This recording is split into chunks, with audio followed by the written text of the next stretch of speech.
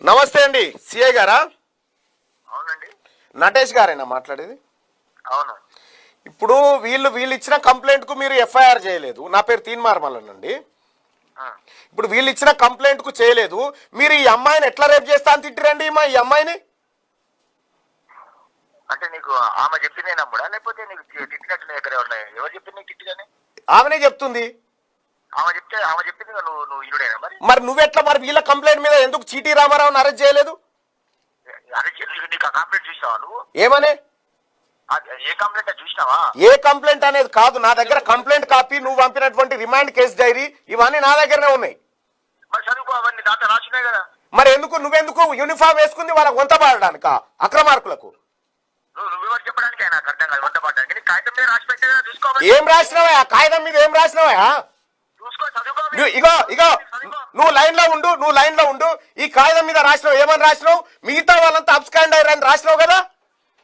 అవును, మిగతా వాళ్ళు అబ్స్కాండ్ అయినారని రాసినావు కదా. ఇక చూడు ఇప్పుడు చెప్పు, నాకు దీనికి సమాధానం చెప్పు. ఏం కావాలి చెప్పు, నీకు చెప్తా. అసలు నువ్వెవడు అంటే మా పన్నులతో జీతం తీసుకుంటా ఏం, లేకపోతే నువ్వు పెద్ద దార్కార్ అనుకుంటున్నావా? నీ ఇష్టమా? ఇగో ఇక్కడ చూడరు ప్రజలారా, ఇగో ఈ అమ్మాయి ఇక్కడే ఉంది, ఈ పాప ఇక్కడే ఉంది. ఏంది? నువ్వు లాస్ట్ టైం మాట్లాడినప్పుడు కూడా వాడు వీడని మాట్లాడినావు. అవునా? నువ్వు మా ప్రభుత్వ జీతగానివి, మా ప్రజల జీతగానివి కాదా? ఇప్పుడు చదువుతున్నా విను. ఇగో ఈ అమ్మాయి ఇక్కడే ఉంది, నీ పోలీస్ వ్యాన్ కానే, నీ పోలీస్ స్టేషన్ కానే ఉంది. నువ్వేం చెప్పినావు? ఇగో అబ్స్కాండ్ అయింది అమ్మాయి అని చెప్పి రిమాండ్ రిపోర్ట్ లో పెట్టినావు. కారణం దేనికి? నీకు తెలుసా? నీకు ఎప్పుడు ఆడవాళ్ళని ఎప్పుడు అరెస్ట్ చేయాలి, ఎప్పుడు అరెస్ట్ చేయాలి నీకు తెలుసా? మరి మిగతా వాళ్ళని వాళ్ళ కొడుకు కూడా అక్కడే ఉంది కదా, వాళ్ళ బాబు కూడా అక్కడే ఉన్నాడు కదా. నువ్వు మళ్ళీ ఇటేనో నీకు లేడీస్ ని ఎప్పుడు అరెస్ట్ చేయాలి, ఎప్పుడు అరెస్ట్ చేయదో తెలుసా? వెరీ గుడ్, మంచి క్వశ్చన్ అడిగిను. వాళ్ళ బాబు కూడా అన్నీ ఉన్నాడు కదా, ఈ బాబుని ఎందుకు వదిలిపెట్టినావు? మరి నన్ను క్వశ్చన్ అడిగే ముందు నేను అడిగిన చెప్పు. నీకు తెలుసా తెలియదా? చెప్పు. నువ్వు ఫోన్ పట్టుకునే లైవ్ పెట్టుకునే ముచ్చట్లు మాట్లాడతావు. ఇవి మీ సిటీ నరసింహారావు చెప్పుకో, నాకేం చెప్పకు. సిటీ రామారావు చెప్పుకో గానీ అవి ఆయనకు చెప్పుకో. ఈ జోకుడు ముచ్చట్లన్నీ ఆయనకు చెప్పుకో, నాకు చెప్పాల్సిన పని లేదు. కానీ నేను చెప్పేది విను. ఇక్కడ ఈ బాబు ఇక్కడ ఉన్న తర్వాత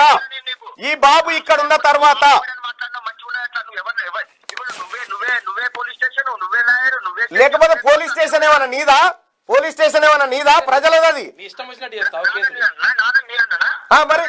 మరి అక్కడి కంప్లైంట్ తీసుకొని వస్తే, అక్కడికి మా టీం వాళ్ళు కంప్లైంట్ తీసుకొని వస్తే వాళ్ళని పొద్దంతా చెట్ల కింద కూర్చుండబెట్టి నా పోలీస్ స్టేషన్ లో ఎవడొద్దని చెప్తావా నువ్వు? అందుకనే కదా మా బాధ, ప్రజలు చెప్పినట్టు పని చేస్తలేవు అనేది కదా మా బాధ.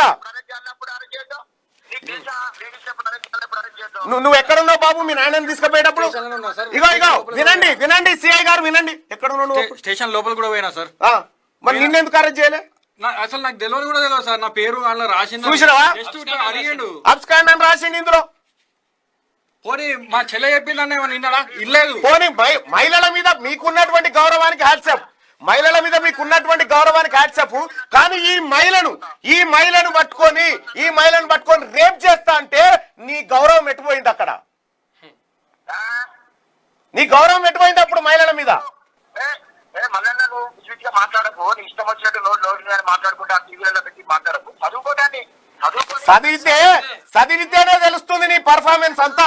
నువ్వు ఏం ఇన్వెస్టిగేషన్ అని ఇదిగో నీ ఇన్వెస్టిగేషన్ ఇగో ఈ పర్సన్ చూడ్రి, ఇగో చీటీ రామారావు కార్లో నుంచి రాయి తీసుకుపోయి ఇస్తాడు చూడ్రి. ఈ సిఐ డ్రామాలు చూడ్రి, ఇగో రాయి తీసుకొని పోయి చీటీ రామారావు కార్లో నుంచి తీసుకుపోయి ఇస్తున్నాడు చూడగో.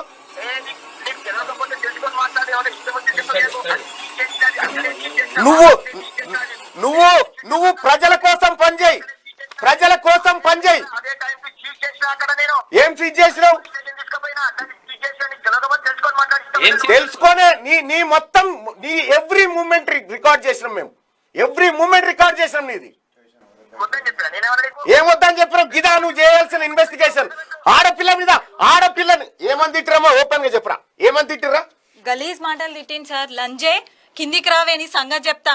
నిన్ను అనుకుంటాం గలీజ్ మాటలు చూసావా? మాట్లాడిండు. ఇదా చెప్పడానికి ఇదా సిఐ గారు అన్యాయం అవుతుంది అసలు దీన్- ఇంత. నువ్వు ఇష్టం వచ్చినట్టు చెప్పకు, నాకు కాగితం రాసిచ్చారు వాళ్ళు నువ్వు పేపర్ మీద రాసిచ్చారు. ఇగో ఈయనతో మాట్లాడు మాట్లాడు మాట్లాడు ఈ మా ఇష్టమో నీ ఇష్టమో ప్రజలు చూస్తున్నారు కానీ చెప్పు సార్ గుడ్ మార్నింగ్.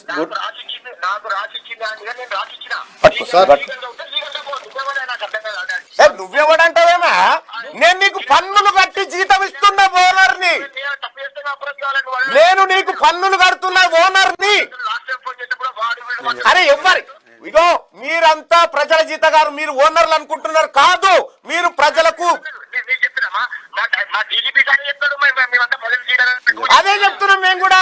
మరి నువ్వు ఓనర్ అని ఎట్లా ఫీల్ అవుతున్నావు అంటున్నా. నువ్వేమైనా చెప్పాలి. అరే నువ్వెవడంటావా? నేను ట్యాక్స్ పేయర్ ఇష్టం వచ్చినట్టే కేసులు కట్టాలి. నేను ట్యాక్స్ పేయర్ ని సిఐ గారు, నేను ట్యాక్స్ పేయర్ ని, నేను ట్యాక్స్ పేయర్ ని. నువ్వేమైనా చెప్పాలి. అరే నువ్వెవడంటావా?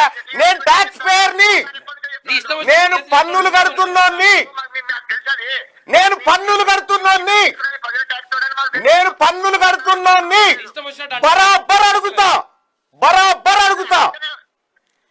ఆడపిల్లలు ఇష్టం వచ్చినట్టు ఇష్టం వచ్చినట్టు అంటావు ఆడపిల్లల్ని? అంటే ఆ? ఇట్లా పెడితే ఊరుకుంటావా? అంటే నీ ఇష్టమా? ఊరుకుంటావా నువ్వు? నీ కోసం చట్టాలు సపరేట్ గా ఉన్నాయా? ఇంటికి వచ్చాను ఊరుకుంటావా నువ్వు? అట్లా ఇష్టం వచ్చినట్టు. నీ ఇంటికి వచ్చాను ఊరుకుంటావా? ఏమన్నంత వీడియో తీసుకున్నారు కదా, బయట పెట్టుకుని తెలుస్తుంది. నేను అన్నదాని లేదు. ఏమన్నావు అనేది రేపు కోర్టులో తెలుసుకుందాం. న్యాయస్థానాలు ఉన్నాయి. ఇంత దుర్మార్గంగా ఒకరికి వంతమాడం నిజంగా యూనిఫామ్ కు సిగ్గుచేటిది. నువ్వు అలాంటి మాట కానీ న్యాయస్థానాలు ఉన్నాయి, ఇలా ఆఫీసర్స్ ఉన్నారు. నా ఇష్టం వచ్చినట్టు కేసు నమోదు చేస్తా అంటావు. ఇగో ఇగో ఇగో ఇంకో బాధితుడు ఉన్నాడు, మాట్లాడు. మీ బాధితుడు. రాజిరెడ్డి గారు గుడ్ మార్నింగ్ సార్. నేను మాట్లాడితే నా దగ్గర రమ్మని పోలీస్ స్టేషన్ ఫోన్ మాట్లాడమంటే నేను పోలీస్ స్టేషన్ కి వచ్చిన మరి ఫోన్ ఎందుకు పెట్టుకున్నావు? గవర్నమెంట్ ఫోనే కదా. ఈ చీటీ రామారావు దౌర్జన్యం చేస్తాడని నేను నెల రోజుల కింద ఇచ్చినా మీరు ఏం పట్టించుకోలే. నిన్న అర్ధరాత్రి వచ్చి నా పిల్లలు చూడండి రాజిరెడ్డి గారు, సార్ పిటిషన్ మీద మీరు ఇచ్చిన పిటిషన్ మీద నేను లీగల్ గా ఏం చేయాలో అది ఏం యాక్షన్ ఏం చేసిరు సార్? వాడు నన్ను చంపుతానని వస్తే మీరు సివిల్ నిలబడడానికి సమయం ఇవ్వలేదు అన్న వాళ్ళు. మేము వస్తే పోలీస్ స్టేషన్లకి వెళ్ళి వెళ్ళగొట్టిరు సార్. మరి ఆ చీటీ రామారావుకు కుర్చేసి స్వాగతం పలికిరు కదా మీరు. అట్లాగా సార్, ఇంజక్షన్ ఆర్డర్ దేని మీద ఉన్నది సార్? నా ప్రాపర్టీ మీద ఉన్నదా? నా ఇల్లు మీద ఉన్నదా? పేపర్లు బయట పెట్టండి. నా పేపర్లు నిన్న చూపించమంటే మీరు చూపించలే కదా. పేపర్లు బయట పెట్టండి. చీటీ రామారావు వస్తే కుర్చేసి కూర్చోబెట్టి మమ్మల్ని గెంటేసినావు కదా సార్. తెలుసుకోండి అందరికి.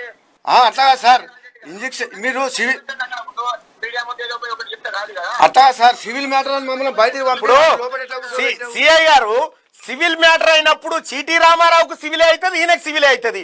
ఆయన లోపల కూర్చుండే ఎట్లా పెడతా, ఈయన బయటకు పంపిస్తావు ఎట్లా? మరి ఎట్లా నేను పాతీలు సార్, సివిల్ మ్యాటర్ ఎట్లా వస్తావు? పాతీలు కట్టుకు ఇప్పుకోను. ఆయన హార్ట్ పేషెంట్, ఆయన హార్ట్ పేషెంట్. ఆయన ఎవరు హార్ట్ పేషెంట్ లోపల కూర్చోబెట్టుకోవాలా? ఎవరు హార్ట్ పేషెంట్? నేను ఇది మీరు చెప్పింది కరెక్ట్. ఈయన 100% హార్ట్ పేషెంట్. ఈ హార్ట్ పేషెంట్ గుండె వాళ్ళకి మరి మీరు న్యాయం చేయకపోతే 1.5 years అవుతుంది. నేను 10 సార్లు ఇచ్చిన కాంప్లిమెంట్ చీటీ రామారావు మీద. గుర్తుపెట్టుకో, ఆయన దగ్గర ఉన్న పేపర్లన్నీ మీరు జాగ్రత్తగా చూడండి. అన్నా నేను కూడా మంత్రి గారితో మాట్లాడినా. నేను కూడా స్వయంగా మంత్రి గారితో మాట్లాడిన ఈ అంశం. గంగుల కమలాకర్ గారితో మాట్లాడినా.